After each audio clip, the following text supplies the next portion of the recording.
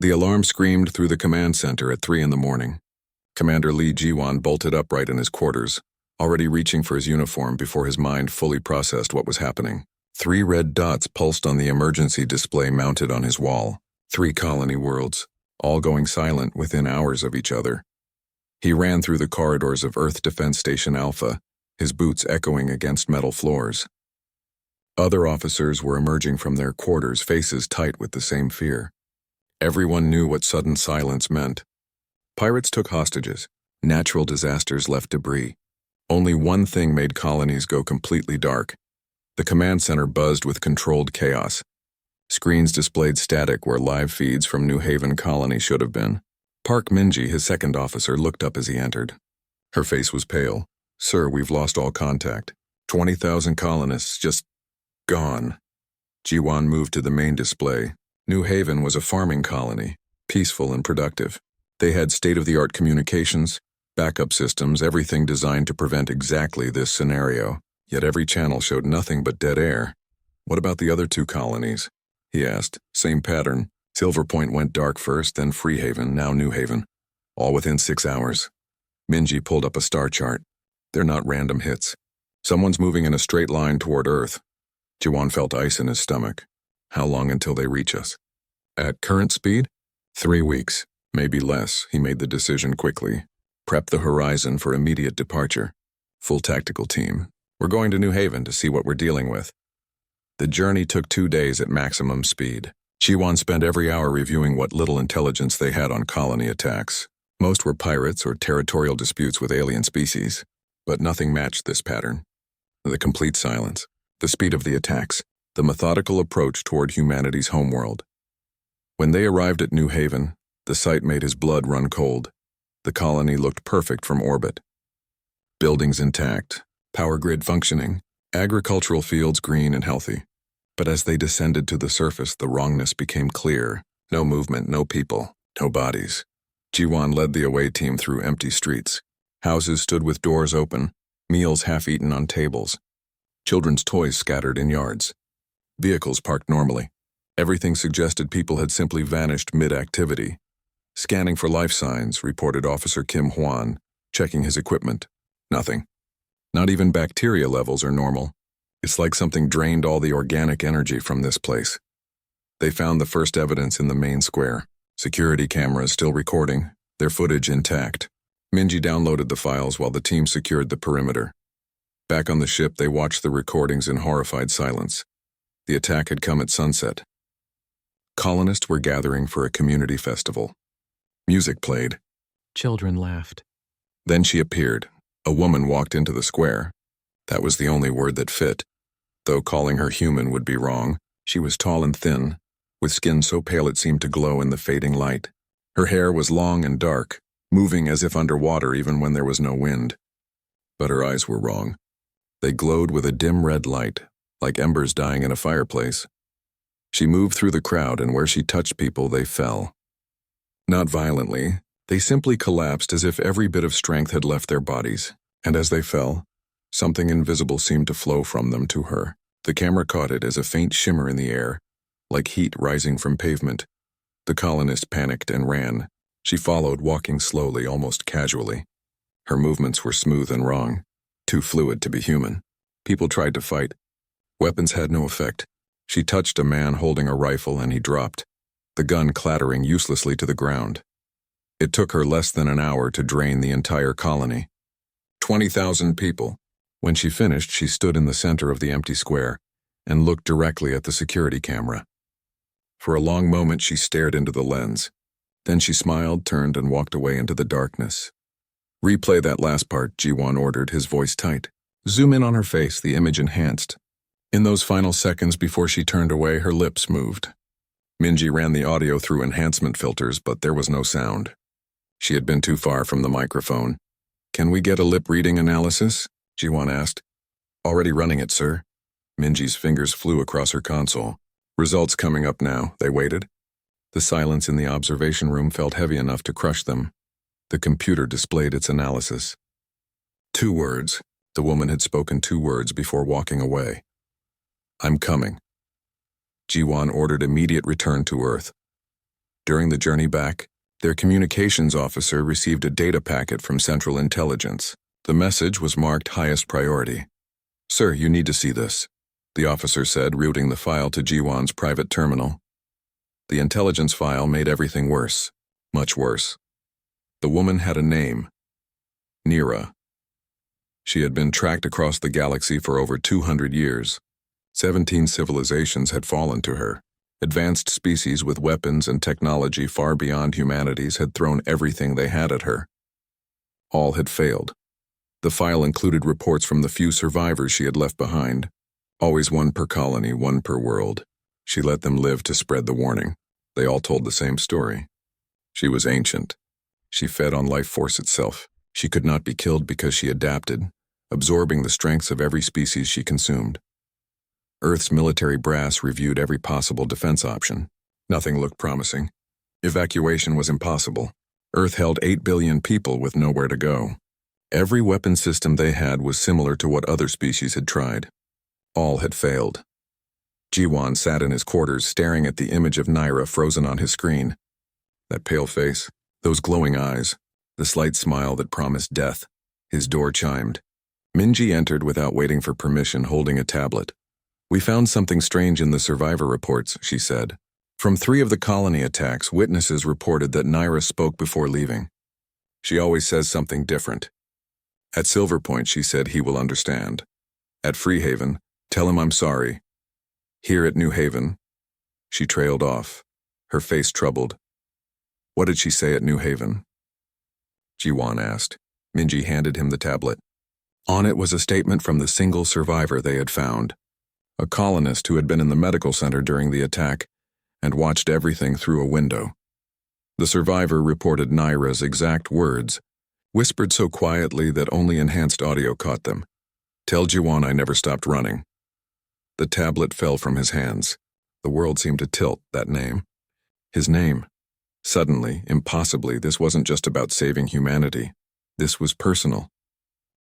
The emergency council meeting started within an hour of their return to Earth. Generals, scientists, and political leaders filled the secure briefing room. Everyone wanted answers. Jiwon had none to give. "Commander Lee," said General Namsora, head of Earth Defense. "Your report states this entity spoke your name. Explain." Jiwon stood before the assembled leaders. His mind was racing, pulling up memories he had buried for 15 years.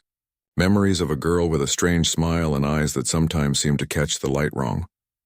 "I need to access classified files," he said, "from 30 years ago, before we achieved faster-than-light travel. There was a crash landing in South Korea." The general's expression changed. "The Chuncheon incident. That file is sealed, I know. I was there." The room erupted in whispers. General Nam raised her hand for silence, then nodded to her aide. "Pull the file." The lights dimmed. A projection appeared on the wall. Incident report dated 3 decades prior. Classified beyond top secret. Jiwon had been 8 years old, living in a small village in the Korean mountains. His father worked as a ranger in the national park. One autumn night, something streaked across the sky and crashed in the forest.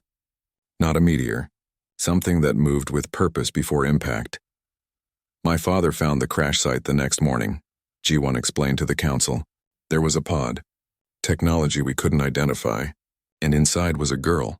The file showed photographs. The pod was organic and metallic at once, covered in symbols that hurt to look at. And there was the girl, maybe 7 or 8 years old in appearance, unconscious but breathing. She looked human, almost. She had no memory when she woke up," Jiwon continued. "No language we recognized. No understanding of where she came from. My family took her in. The government studied her for weeks, but she seemed completely human, except for unusual strength and healing. Eventually, they decided she was probably a victim of alien abduction, left behind for unknown reasons." "What was her name?" asked Dr. Han Deho, the council's chief xenobiologist. "We called her Arium. She lived in our village for 8 years. More photos appeared. A girl growing up in a mountain village, learning Korean, going to school, smiling in pictures next to a young boy. Jiwon recognized his younger self and felt something twist in his chest. "She was my best friend," he said quietly. "We did everything together. She was different, yes, stronger than normal. She never got sick. Cuts healed in hours. But she was kind, gentle. She loved animals and cried at sad movies. She was just Aram. What happened to her? General Nam asked. The night we both turned 16, something changed. She collapsed during our birthday party. When she woke up, she was screaming. She said she remembered. Not words, but feelings. Images, thousands of worlds burning. Millions of voices crying out. She said she saw herself destroying everything she touched. Jiwan paused, the memory still painful after all these years. The birthday cake on the table. The decorations his mother had hung. Aryam's face twisted with horror and understanding. She left that night, ran into the mountains. We searched for weeks, but she vanished completely. She left a note. He pulled out his tablet and displayed the image he had carried for 15 years. A piece of paper written in careful Korean. Jiwan, I'm sorry. I remember what I am now. I'm not human. I'm a weapon. I was made to destroy. If I stay, I'll hurt everyone. Please forget me. Please be safe. I'll run as far as I can. Maybe I can stop it. Maybe I can be stronger than what I was made to be. Thank you for showing me what it means to be human. I'll try to remember. Love, Aryam. The council room was silent. Dr. Deho spoke first. If she's the same entity we're tracking as Naira, then she failed. She couldn't stop what she was designed to do. The timeline matches, said Intelligence Director Yoon Taik. The first attacks attributed to Naira began appearing in our databases about 14 years ago. Small incidents on frontier worlds. They escalated over time. So she held out for a year, Minji said from her seat. 1 year of fighting her nature before it won. Jiwan stared at Aryam's note on the screen. The careful handwriting, the way she had signed it with love, even as she ran to save them from herself. She's been running for 15 years, he said, destroying world after world, knowing what she is, hating herself. And now she's coming here.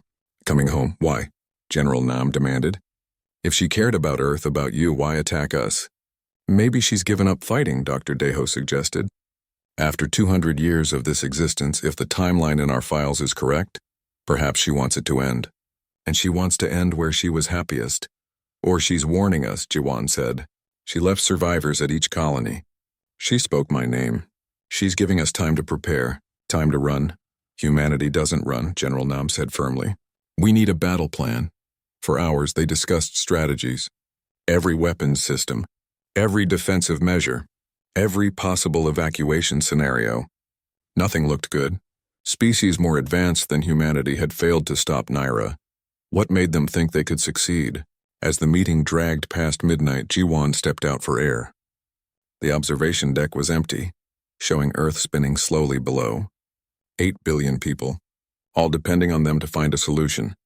Minji found him there an hour later. You should rest, she said. We have a long 3 weeks ahead.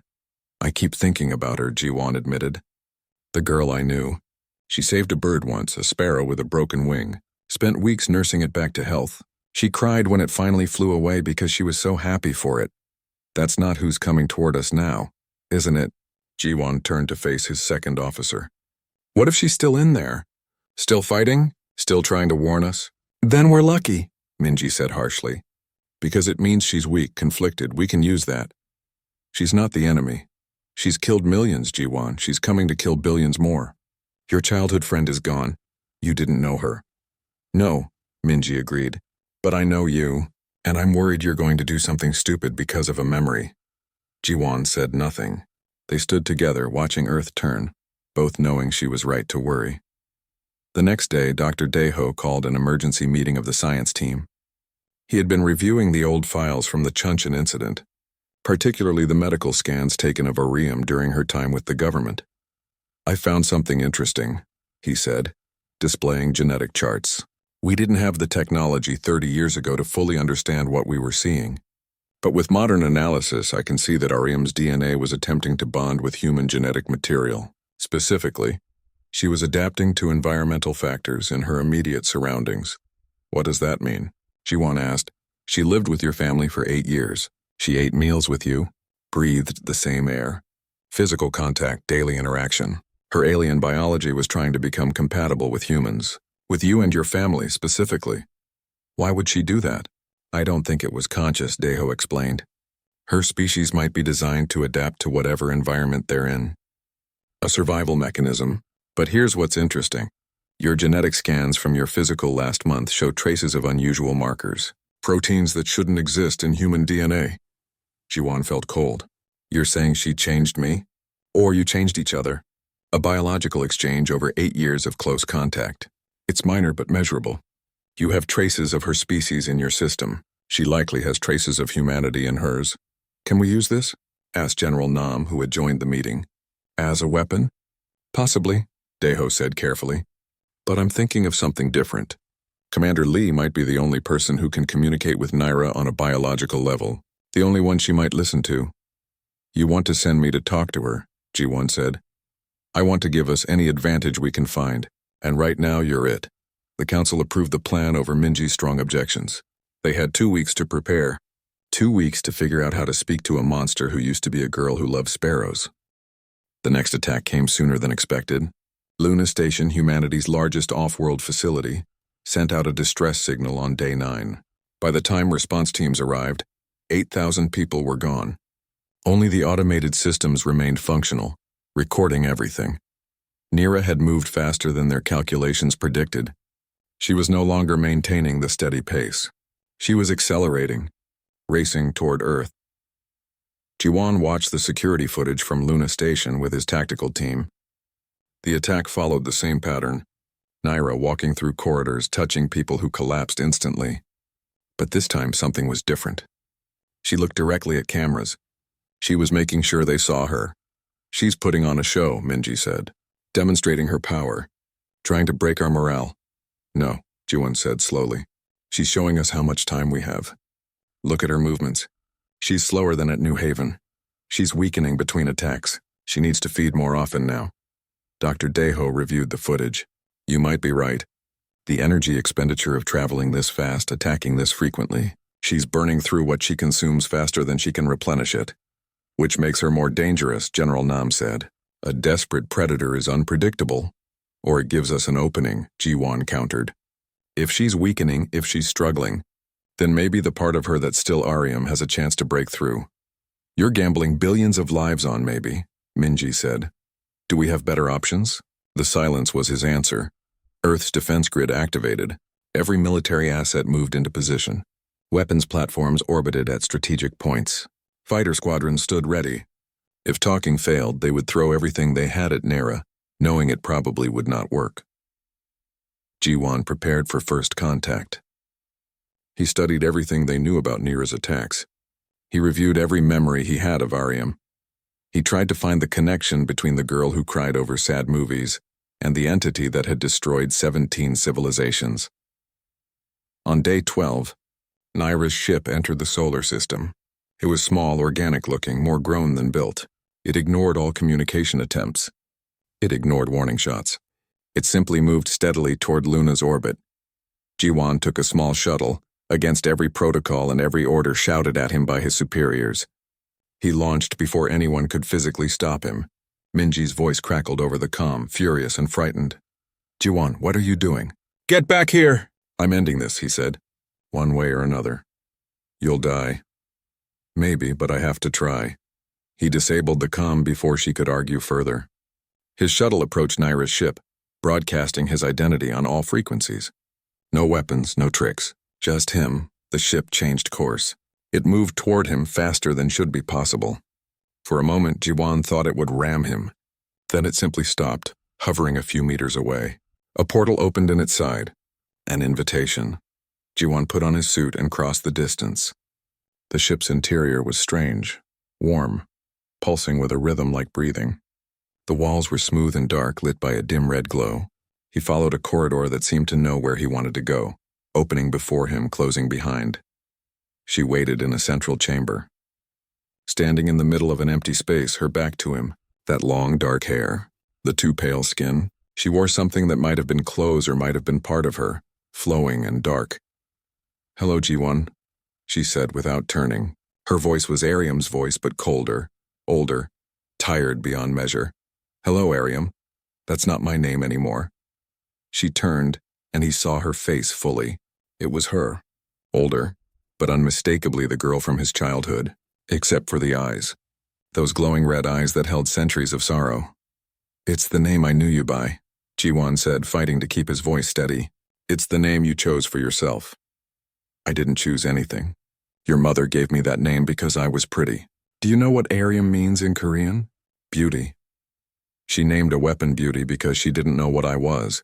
You didn't know either, and everyone paid for that ignorance. Naira moved closer. Her footsteps made no sound. 20,000 at New Haven, 15,000 at Silver Point, 12,000 at Freehaven, 8,000 at Luna Station. Should I continue? Should I list all the deaths I've caused since I left your village? You left to protect us. I failed. She was close now, close enough that he could see the pain in her inhuman eyes. I held out for 1 year, Jiwan. 1 year of fighting what I am. Then the hunger became too strong. Do you understand? It's not like wanting food. It's like drowning. Like every cell in my body screaming for air. I tried to die instead, starved myself. It didn't work. My species doesn't die easily. We just hurt more and more until the pain breaks something fundamental. Then let us help you. Let our scientists study your biology. Maybe we can find a way to stop the hunger. Nira laughed. It was a broken sound. Civilizations far more advanced than yours have tried. The Korthan had technology that could reshape matter at the atomic level. The Vishari could manipulate biological systems with pure thought. 17 species, Jiwan. All failed, all died. All fed me so I could live long enough to kill the next civilization that tried to help. We're not them. We're human. We're stubborn and stupid, and we don't give up. I know, she said softly. That's why I came here. To end where I began. To die home, Jiwan's heart raced. You want us to kill you? I want you to try. I've given you time. I've shown you what I can do. I've demonstrated my patterns. Your military has studied me. When I attack Earth, they'll be ready. And maybe, just maybe, in that moment when I'm fully committed to feeding on 8 billion people, you'll find a way to stop me. That's insane. You're talking about sacrificing billions just for a chance to die. Yes, Naira said simply. Because I'm tired, Jiwan. I've lived 200 years. I've destroyed everything beautiful I've ever found. I've become exactly what I was designed to be. And I hate it. I hate myself. I hate this existence, but I can't stop. The hunger won't let me. Jiwan stepped forward, close enough to touch her. Up close, he could see she was trembling. Fighting even now. Do you remember the creek? He asked. Behind my father's house? We used to catch fireflies there in the summer. Her expression cracked. For a moment, something human showed through. I remember. Do you remember the winter we built snow forts and declared war on the village kids? We lost, she whispered. They had better tactical positions. Do you remember your promise? The one we made when we were 14? Naira closed her eyes. A single tear tracked down her pale cheek. When she opened them again, they were still red but wet. We promised to always protect each other, no matter what. I'm here to keep that promise, Aryam. Let me help you. You can't save me. Then let me try anyway. That's what we do. We try impossible things because we're too stubborn to accept no for an answer. She reached out and touched his face. Her hand was cold.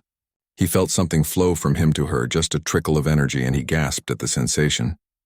It was like ice water in his veins. She pulled back immediately, horror on her face. You see, I can't even touch you without feeding. Without taking. That's all I am now. A thing that takes until nothing remains. Aryam, listen to me. My name is Nira, she said, her voice hardening. Aryam died 15 years ago in a Korean village. What stands before you is what she became. A killer, a monster. The thing parents warn their children about in the dark. The chamber began to pulse with red light. The ship was responding to her emotional state. Or she was the ship. It was hard to tell where one ended and the other began. You need to leave, Naira said. The hunger is rising. I can feel it. Soon I won't be able to control it. I'll drain you completely, and everything you were will become part of the screaming void inside me. I'm not leaving. Brave Mouse. She used his childhood nickname, and it broke something in both of them. Still so brave. Still thinking you can fix everything. This isn't a broken bird, G1. This is a fundamental wrongness in the universe. You can't fix me. Watch me, the hunger surged. He saw it in her eyes, the red glow intensifying. She lunged forward faster than thought and grabbed his arm. The energy drain was immediate and terrible. He felt his life pouring out, feeding her, and the pain was beyond anything he had imagined, but he didn't pull away. He looked into her eyes and saw Aryam fighting, trying to stop crying as she fed. "It's okay," he managed to say.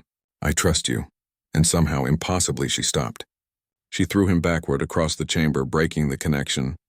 He collapsed against the wall, gasping, his vision swimming. "Get out!" she screamed.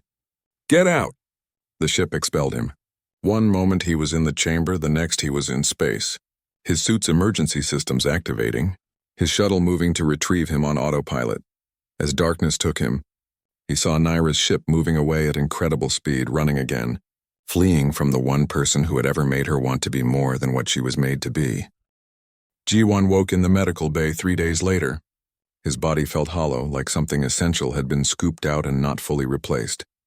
Dr. Daeho stood over him, checking monitors with an expression of fascinated concern. "Welcome back," the doctor said. "You were clinically dead twice. Your heart stopped, your brain activity dropped to nearly nothing. Yet here you are, talking. How long?" Ji-won's voice came out rough. 3 days. Naira retreated to the outer solar system. "She's been there since, not moving, just waiting." Ji-won sat up slowly. His body screamed in protest, but he pushed through the pain. "She stopped herself. She could have killed me, but she stopped. That doesn't make her safe. It makes her unpredictable." Minji entered the room, her expression hard. "Do you know what you put us through? We thought you were dead." The council was ready to launch a full assault, but they didn't. "Because Naira retreated. She's giving us time again. Why?" "Because she's fighting herself," Ji-won said. "The weapon versus the person. And the person is stronger than she thinks." Dr. Daeho pulled up Ji-won's medical scans. "Your encounter with Naira changed you. The genetic markers I mentioned before? They've multiplied. Your DNA is incorporating more of her species' traits. It's like your body is learning to speak her biological language. Is that dangerous? I don't know. It shouldn't be possible. Human DNA doesn't work this way. But you're not entirely human anymore. Not entirely her species either. You're becoming something in between. Can we use that?" Daeho hesitated. "There's a theory. In the old alien databases we've recovered, there are mentions of Naira's species. They're called Veshkar, energy vampires created as weapons by an ancient race that died out millennia ago. But the databases mention something else, a weakness." He displayed ancient text translated into Korean. "Veshkar form permanent neural bonds with their first voluntary feeding. Someone who offers themselves willingly, knowing what will happen. The bond allows the Veshkar to share consciousness with their victim. To feel what they feel, to know what they know." "You want me to let her feed on me again?" Ji-won said. "Willingly this time." "It's insanely dangerous," Minji said. "You barely survived last time and she was holding back. If she feeds fully, I'll die." "I know." Ji-won looked at his hands. They seemed normal, but he could feel the change in himself. A new awareness of energy, of life force, of the current that connected all living things. "But if I can form that bond, I can reach her. The real her, Aram. And what if Aram is gone?" Minji demanded. "What if there's nothing left but the weapon?" "Then we'll have tried, and I'll have kept my promise to protect her, even if that means protecting her from herself." The council debated for a full day. General Nam called it suicide. The president called it madness. Scientists argued it was theoretically possible, but practically impossible to survive. Only Dr. Daeho supported the plan, and even he admitted the odds were bad. Ji-won spent that day writing messages. To his parents, explaining why he had to do this. To his crew, thanking them for their service. To Minji, apologizing for being the stubborn fool she always said he was. "You don't have to do this," she said, finding him in his quarters that evening. "We can evacuate. We can run. We can keep looking for another solution. There is no other solution. You know that." "I know that. This is the only chance we have." "It's not about humanity, is it? This is about her. About the girl you knew." Ji-won didn't deny it. "She saved me once. When I was 12, I fell through ice on the creek. The water was freezing. I was going under. Aryam jumped in and pulled me out. Carried me home. Stayed with me while I recovered. She didn't have to. She chose to. She was pretending to be human. Was she? Or was she actually being human? Before she remembered she was supposed to be something else." He turned to face his second officer. "Everyone deserves someone who doesn't give up on them. Who believes they can be more than their worst moment. Aryam gave that to me. Now it's my turn. You're going to die. Probably. But if there's even a small chance I can reach her, I have to take it. Minji was quiet for a long moment. Then she pulled him into a hard hug. "You're the best commander I've ever served under. And the stupidest. I know. They arranged the meeting for the old memorial park. The place where Arium's crash pod had landed 30 years ago. The Korean government had preserved it, turned it into a place of remembrance for humanity's first contact with alien life. How strange that it would become the location for possibly the last." Jiwon stood in the clearing at midnight. The autumn air was cold, just like it had been when they found her. Stars glittered overhead. Somewhere out there she was watching, waiting. He activated his communicator. "Aram, I know you can hear me. I'm here. I'm alone. And I'm willing." For long minutes nothing happened. Then the air shimmered. Reality bent, and she stood before him, having teleported down from her ship in orbit. Her eyes glowed bright in the darkness. "What are you doing, Jiwon? Keeping a promise? You said you can't control the hunger. So stop trying. Take what you need. Take it from me. You'll die. Maybe. Or maybe something else will happen. Something neither of us expects. But I'm willing to find out." Naira looked at him like he was insane. "Why?" "Because 12-year-old you jumped into freezing water to save me. Because 16-year-old you ran away to protect everyone. Because right now you're strong enough to be having this conversation instead of just feeding. You're not the weapon, Arium. You never were. You're the girl who fought the weapon for 15 years. And I think together we can fight it even harder. You don't understand what you're offering. When I feed fully, I see everything. Every memory, every thought, every secret. Your consciousness will merge with mine, and if the bond forms, you'll see what I've seen. Centuries of death. World screaming. You'll experience every single person I've ever killed. I know. It will break you. Then I'll break. But I'll do it trying to save you." Naira's composure cracked. Tears streamed down her face, glowing faintly red in the darkness. "You shouldn't waste yourself on me. I'm not worth saving. That's not your choice to make. It's mine. And I choose to believe in you." He extended his hand. "Do you remember what we used to say? When we were kids and something scared us?"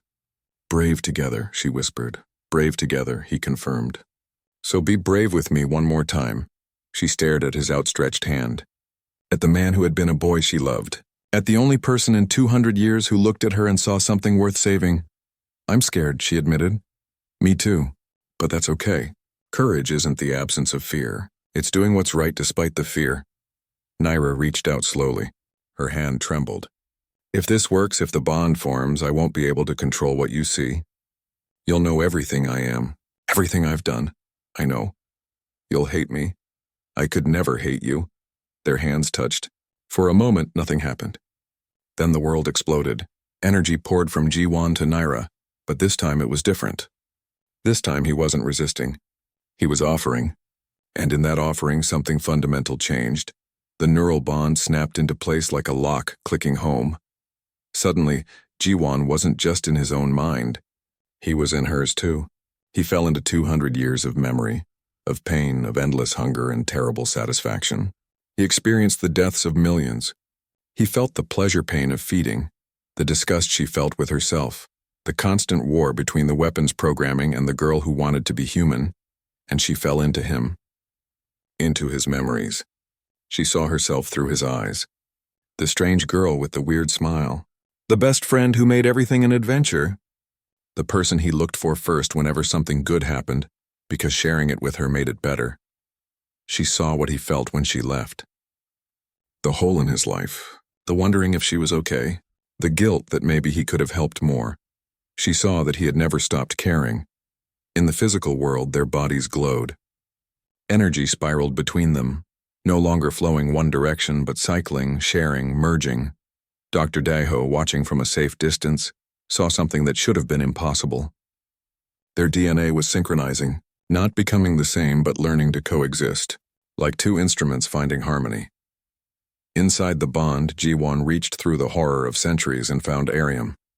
Not the girl she had been, but the person she had become through endless suffering.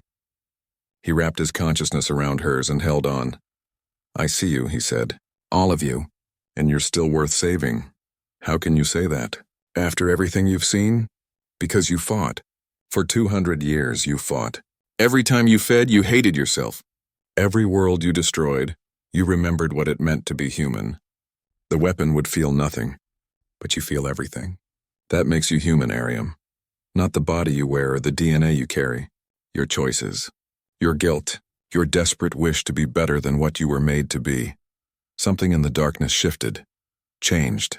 The weapon's programming, the ancient curse of the Veshkar, felt the bond and tried to destroy it. Tried to consume Jiwan completely, to burn him away and leave only the hunger. But Jiwan held on. And in holding on, he did something no one else had ever done. He pulled Ariam out of the darkness and showed her she wasn't alone anymore. The neural bond was like drowning in starlight. Jiwan existed in two places at once. His body stood in the memorial park, glowing with stolen energy. His consciousness swam through an ocean of memory and hunger that stretched back centuries. He had expected horror. He had prepared himself for nightmares. What he found was worse. He found understanding. Every person Naira had killed, she remembered. Not as numbers or statistics, but as individuals. The farmer on Silver Point who sang while he worked. The teacher on Freehaven who told jokes to her students. The engineer on Luna Station who was 3 days from retirement. She carried them all. Every voice. Every face. Every last moment. The weight of it would have crushed him if he was experiencing it alone. But he wasn't. Ariam was there too, and she had carried this weight for 200 years. That realization was what broke him, not the deaths. The fact that she had never stopped caring. In the physical world, military satellites tracked an energy surge around the two figures. Dr. Deho's instruments went wild. The readings made no sense. Human biology shouldn't be able to sustain this kind of power. Veshkar biology shouldn't be able to share it. They're killing each other, Dr. Deho said into his communicator. The energy exchange is too much. Both will burn out. Pull him back, Minji ordered from the command center. Send in the extraction team. It's too late. If we break the connection now, the backlash will destroy them both instantly. Inside the bond, Jiwan pushed deeper into Nira's consciousness. He found her at the center of the void. The real Ariam, the core of who she had been, chained by guilt and programming. Around her swirled the manifestations of her victims. Not attacking. Not accusing. Just watching. Waiting. Suffering because she couldn't let them go.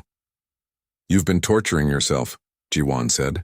He stood before her in this space that wasn't space. All this time you've kept every person you've killed alive in your memory. You won't let them rest because you think you don't deserve peace, Ariam looked up at him. In this place she appeared as she had at 16, young, scared, crying. They died because of me. I have to remember. I have to hold on to them. You're not honoring them. You're imprisoning them. And yourself. I deserve to be imprisoned. Maybe. But they don't deserve to be trapped here, reliving their deaths forever because you can't forgive yourself. The void around them pulsed. The weapon's programming stirred, sensing an attack on its control. It manifested as a presence ancient and cold, wrapping around everything like chains. A voice echoed through the darkness. Not words, but concepts pressed directly into consciousness. Purpose, function, weapon, destroy. That's not her, Jiwan said. That's what you made her. But she's more than your programming. Impossible. Veshkar are tools, no will, no choice, only purpose. You're wrong. She's been choosing for 200 years. Every time she fed, she chose to hate it. Every world she destroyed, she chose to remember.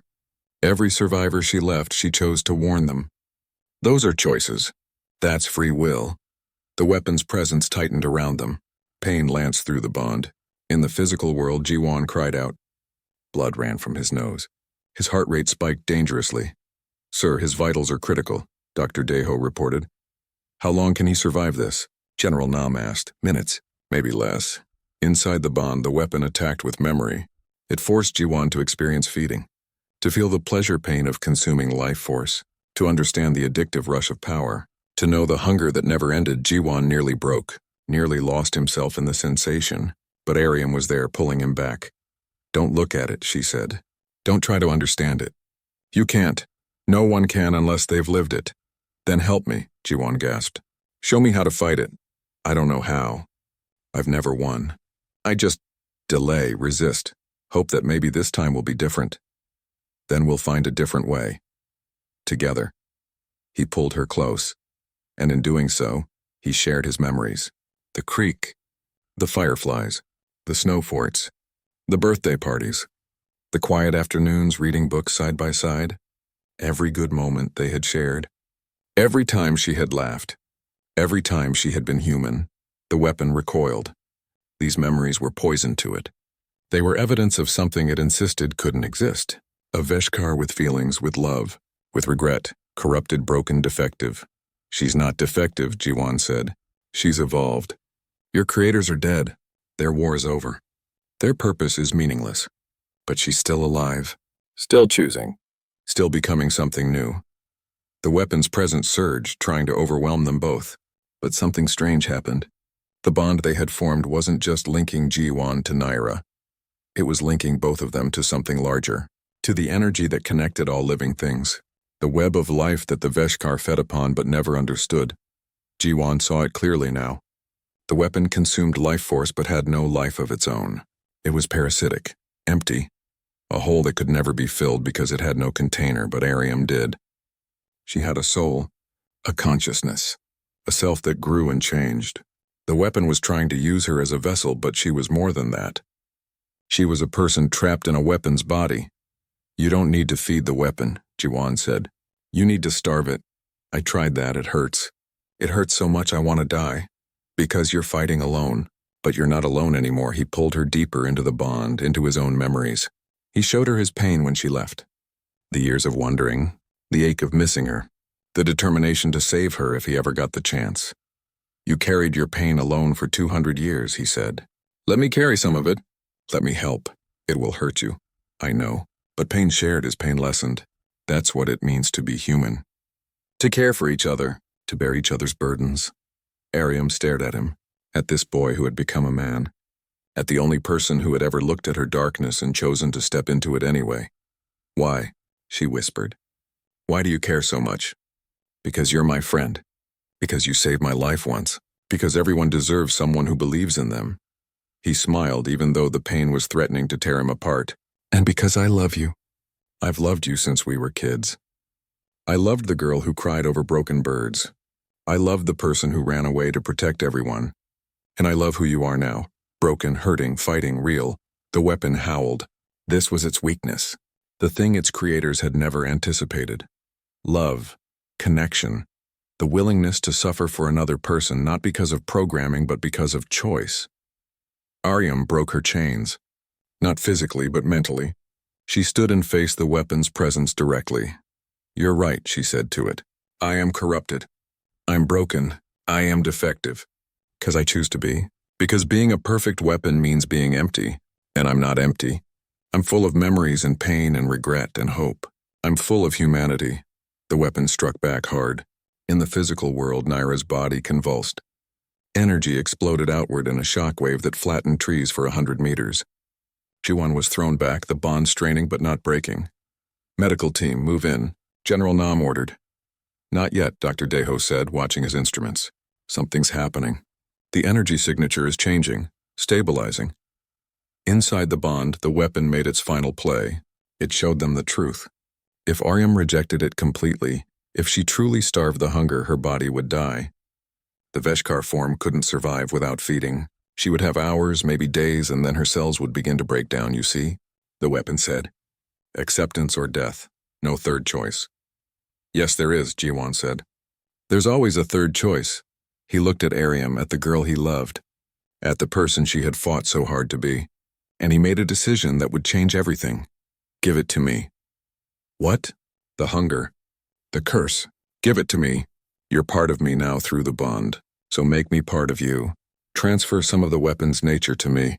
Let me carry half the burden. That's impossible. You're human.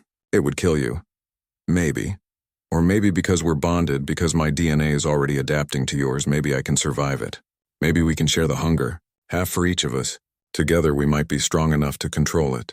Jiwan, no. I won't make you into what I am. You're not making me into anything. I'm choosing. That's what humans do. We choose to stand together. We choose to share burdens. We choose love over logic. He took her hand in that space beyond space, brave together. Remember? Ariam looked at him, at his courage, at his stupid, wonderful, human determination to fix what should not be fixable. Brave together, she whispered. And then she did. Something that had never been done in the entire history of her species. She shared her curse. The weapon screamed. Reality itself seemed to bend. In the physical world, the energy between Jiwan and Naira changed from a spiral to a sphere. Perfectly balanced, rotating slowly. Dr. Deho's instruments showed something impossible. Jiwan's DNA was rewriting itself at the molecular level, not becoming Veshkar, not staying human, becoming something entirely new, a hybrid, a bridge between species, a being that could touch the void without being consumed. The pain was beyond anything. Jiwan felt his body changing, felt the hunger sink claws into his soul, felt the weapon's programming try to take root in his mind, but he also felt Ariam, holding on to him, pulling him back, sharing the burden just as he was sharing hers. The weapon realized too late what was happening. By dividing itself between two beings, by attempting to control two souls, it had weakened itself, and these two souls were Khan. The medical team reached them within seconds. Dr. Deho ran scanners over both bodies while emergency personnel checked vital signs. Jiwan was unconscious but alive. His body temperature had dropped dangerously low. His heartbeat was irregular, but he was breathing. Nira lay still. Too still. Her eyes were closed for the first time since anyone had seen her. The red glow was gone. She looked almost human in the soft dawn light breaking over the mountains. Is she alive? General Nam asked over the comm. Dr. Deho checked his instruments 3 times. Yes, but barely. Her energy signature is fractured. Unstable. Whatever they did, it broke something fundamental in her biology. They transported both to the medical facility. For 3 days, neither woke. Jiwan's body continued its transformation. His DNA stabilized into the new hybrid pattern.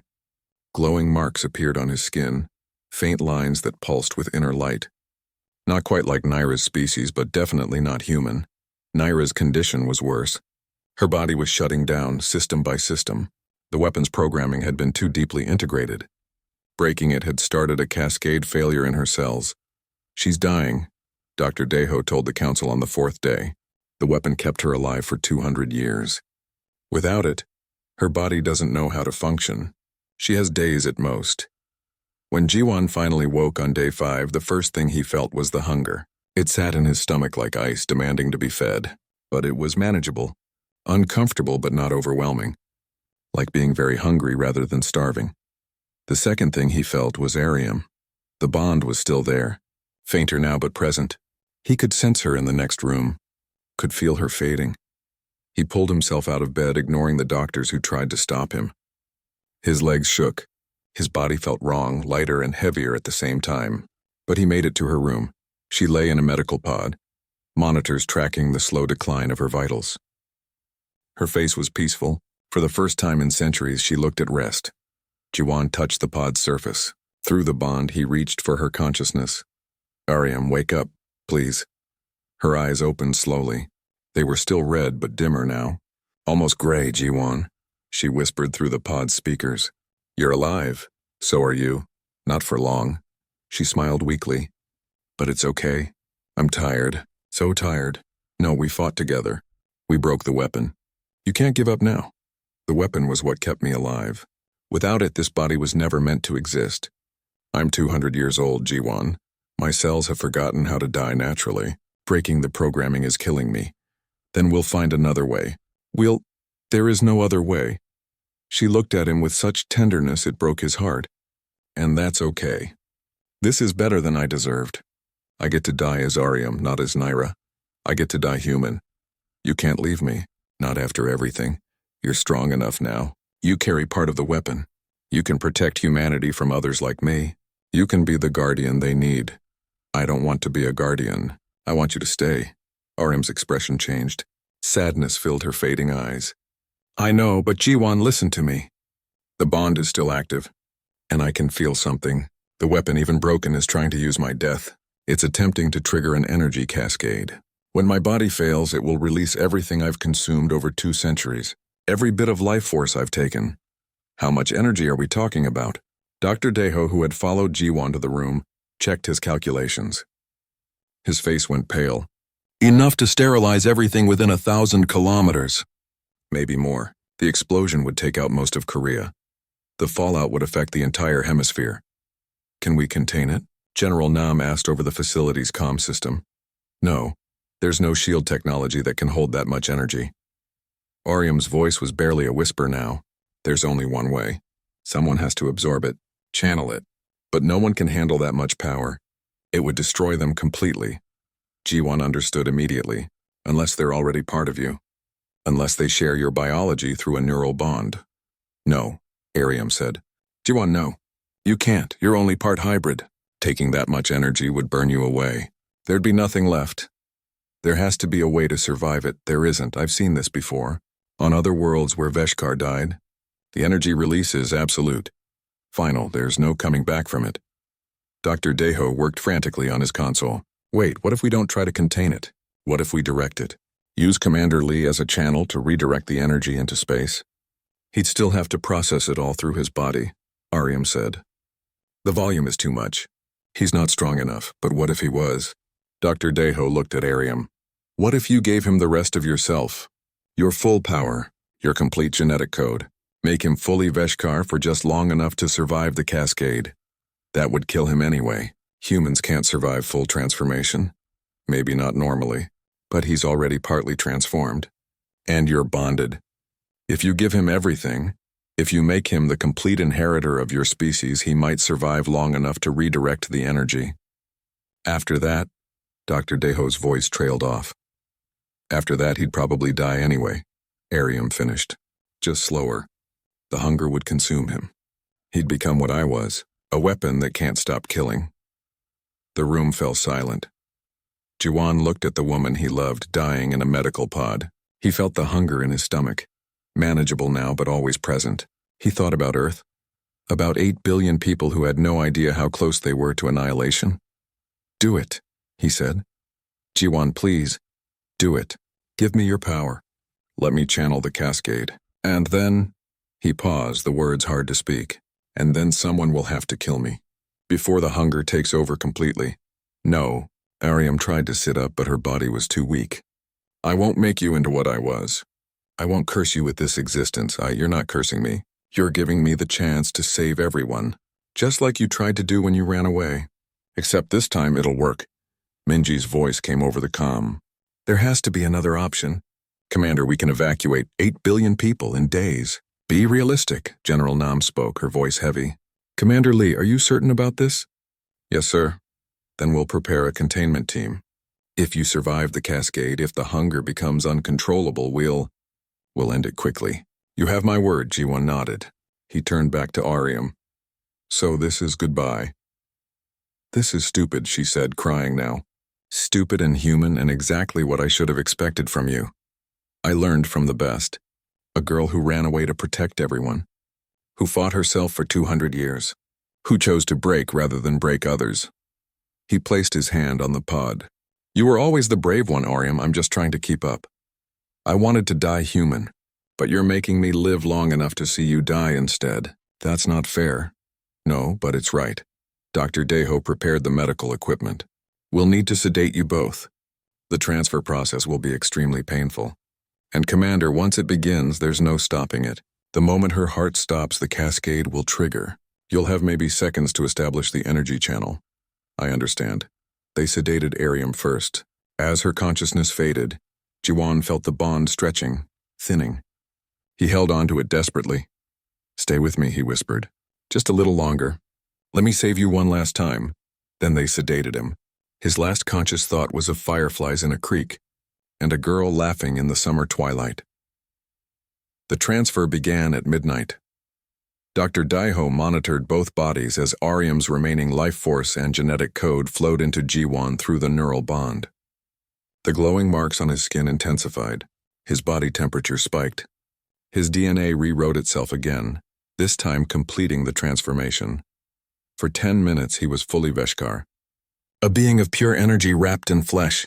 The hunger roared to life, demanding everything, wanting to consume the world. And then Ariam's heart stopped. The cascade triggered instantly. Energy exploded outward from her body. In that moment, Ji-won's eyes snapped open. They glowed brilliant red. He stood from the medical bed, moving with inhuman speed and grace. The energy hit him like a wall. 200 years of accumulated life force trying to escape, trying to destroy everything in its path. It should have vaporized him instantly. Instead, he grabbed it, channeled it. His body became a living conduit, pulling the energy up and out, through the facility's roof, into the sky, into space beyond. People for hundreds of kilometers saw it.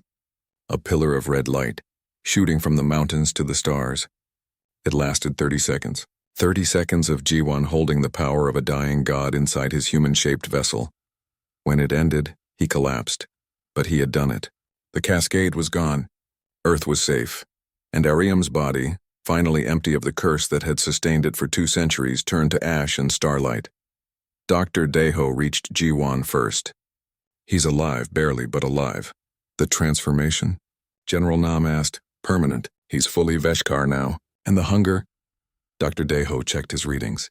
It's there. Stronger than before. Much stronger. How long before it consumes him? I don't know, days, weeks, maybe just hours. They moved G1 to a secure containment cell. Not a prison. A protection. For him and for everyone else. When he woke 3 days later, the first thing he felt was the hunger. It was enormous. 6 months passed before G1 was allowed to leave containment. 6 months of tests, observations, and constant monitoring. The hunger never left, but he learned to manage it. He fed on energy from willing volunteers, small amounts that satisfied the need without killing. It was uncomfortable for the donors, but survivable. Dr. Deho called it a miracle. General Nam called it useful. G1 called it living. The glowing marks on his skin had become permanent. Patterns that looked almost like tattoos, running down his arms and across his chest. They pulsed faintly with his heartbeat. His eyes had returned to mostly normal, dark brown like before, but in certain lights. The red glow flickered underneath. He was stronger than any human. Faster. He could sense life energy around him, feel the web that connected all living things, and he could do something no pure Veshkar had ever done. He could feed without killing. The scientists theorized it was his human half. The part that understood restraint, empathy, choice. The weapons programming had been designed for maximum efficiency. Juwan's hybrid nature allowed for something more nuanced. Earth's government saw the opportunity immediately. You're unique, General Nam told him during his exit interview, the only being in known space who can counter threats like Naira. We've received reports from frontier colonies, sightings of other energy beings, predators. Some are Veshkar who escaped their creators. Others are different species entirely. You want me to hunt them. I want you to protect humanity. Use what you are to stop what you were. Be the guardian Ariam wanted you to be. Juwan looked at his glowing hands. And if the hunger becomes too strong, if I lose control, then I'll personally put a bullet in your brain. But I don't think that will happen. You're too stubborn to become a monster. He accepted the position. What else could he do? Stay in containment forever? Pretend he was normal? This was who he was now. This was the price of saving Earth. They gave him a ship. A small crew. Minji volunteered immediately as his second officer. Dr. Deho joined as medical officer and researcher. Others followed. People who had seen what he did, who believed in what he could become. The first mission came within a month. A mining colony on the frontier went silent. When Jiwan's team arrived, they found a scene familiar and horrible. Empty buildings, drained colonists, and an energy signature that matched Veshkar physiology. This one called itself Kren. Male, if such distinctions meant anything for their species. He had been killing for 50 years, learning to enjoy the hunt. When Jiwan confronted him, Kren laughed. A hybrid? How curious. Tell me, little half-breed, do you think your human weakness makes you strong? No, Jiwan said. But it makes me more than you'll ever be. The fight was brutal. Kren was older, more experienced, completely committed to the weapon's purpose. But Jiwan had something Kren didn't. He had Ariam's memories, her knowledge. 200 years of combat experience flowing through the bond that persisted beyond death. And he had learned from her greatest strength, the ability to feel pain and keep fighting anyway. Jiwan won. He didn't kill Kren. Instead, he did something unprecedented. He forced a neural bond, dragging the other Veshkar into a shared consciousness. He made Kren feel what it meant to care about victims, to remember each face, to carry the weight of genocide. It broke Kren completely. The ancient being collapsed, consciousness shattered by suddenly experiencing empathy for the first time in 50 years. Is he dead? Minji asked. No, but he'll never kill again. The bond will keep him locked in a cycle of remembering everyone he's killed. He'll be trapped with their ghosts until his body finally fails. That's cruel. Yes, Jiwon agreed. But it's justice. The missions continued. Each one brought Jiwon face to face with beings as terrible as Nira had been. Energy vampires from different species, creatures that fed on suffering, on fear, on the life force itself. Some he stopped with force, others he reasoned with. A few he formed bonds with, hoping to redeem them as Arium had been redeemed. Not all survived. Not all wanted to change, but enough did that Earth began to build a network. Reformed predators choosing restraint over hunger, learning to feed responsibly, building something new. The work took its toll. Jiwon experienced Arium's memories constantly now. Glimpses of the world she destroyed. The faces she remembered. Sometimes he woke screaming, not sure whose nightmares he was living, his own or hers. Dr. Daiho monitored his mental state carefully. You're carrying 200 years of trauma that isn't yours, plus your own experiences from the missions. The human mind wasn't designed for this. I know. You need to rest, to process, to grieve properly. People are dying. Colonies are under attack. I don't have time to rest. You're burning out, Jiwon, just like Arium did. You're following her exact path, trying to save everyone, carrying all the weight yourself. Do you know where that ends? Yes, Jiwon said quietly, but I don't have a choice. Everyone has a choice. That's what she taught you, isn't it? 1 year after the cascade, Jiwon returned to the Memorial Park in Korea, the place where everything had changed. The government had built a monument there, 2 figures carved in stone. A man and a woman, hands touching, light flowing between them. It was meant to honor the sacrifice that saved Earth, but Jiwon saw it as something else. A reminder of promises kept, of love that persisted beyond death, of the choice to stand together against darkness. He sat beneath the monument and spoke to the presence in his mind. I know you're not really here. Just an echo, a fragment of consciousness trapped in the neural bond. But I'm going to talk to you anyway. The presence stirred. Not quite Arium, but not quite not her either. I've been thinking about what you said, about becoming what you were. And you were right. Every mission I feel more like the weapon, less like myself. The hunger gets stronger. The memories get heavier. Sometimes I look in a mirror and see your eyes looking back. He paused, watching clouds move across the sky. But I also understand now why you fought so hard, why you ran for 15 years, why you tried to warn everyone. It's not about winning. It's about choosing to fight. Every day, every moment. Choosing humanity over hunger, choice over programming, love over efficiency. A breeze moved through the trees. It almost sounded like a voice. I'm scared, Jiwon admitted. Scared I'll lose myself. Scared I'll become the monster everyone fears. Scared that one day the hunger will be too strong and I'll take the easy path. Just once and then again and again, until I'm exactly what you were. The presence in his mind sent a feeling, not words, just comfort, understanding, the sense that fear was okay, that struggle was okay, that being afraid of becoming a monster was what kept you human. Thank you, Jiwon whispered, for everything, for saving my life when we were kids, for running away to protect us, for choosing to break instead of breaking others, for giving me this chance to make your legacy mean something. He stood looking at the monument, at the stone figures forever frozen in their moment of connection. I can't promise I won't fail. I can't promise I'll always win. But I promise I'll keep fighting. I'll keep choosing. I'll be the guardian you wanted me to be. Not because I'm strong enough, but because you showed me that strength isn't about power. It's about who you choose to be when everything inside you screams to give up. Minji found him there an hour later. We have another mission. Possible Veshkar sighting on New Kyoto Colony. I'll be right there. Jiwon, she said carefully. Are you okay? He looked at her, at his friend, at the person who had stayed with him through everything. No, but I will be. We keep fighting, right? That's what humans do. That's what stubborn idiots do. Same thing.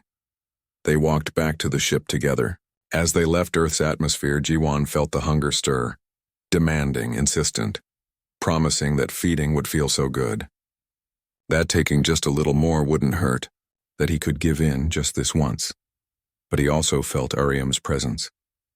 That fragment of consciousness that refused to fade completely, reminding him of summer nights and fireflies, of promises made by children who didn't know how hard keeping them would be, of love that persisted even when everything else was gone.